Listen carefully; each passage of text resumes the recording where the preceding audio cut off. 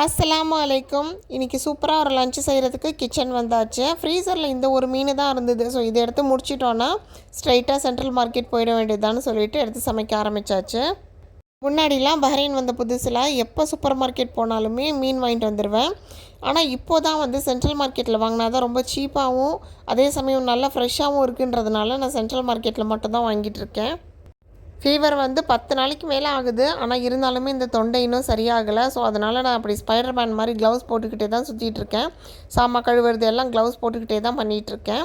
அன்றைக்கி சூப்பராக லஞ்ச் பண்ணி சாப்பிட்டு முடிச்சுட்டு ஈவினிங்காக நல்லா சுட சுட டீயும் அது கூடவே சூப்பரான ஒரு ஸ்வீட் கார்னுமே ரெடி பண்ணியிருந்தேன். பையனோட கிளாஸ்மேட்க்கு பர்த்டே வருதுன்னு சொல்லியிருந்தேன். ஸோ அவனுக்காக ஒரு கிஃப்ட் வாங்கி ரெடி பண்ணி கொடுத்து விட்டுருந்தேன். ஸ்கூல்லேயுமே ரிட்டன் கிஃப்ட் கொடுத்து விட்டுருந்தாங்க.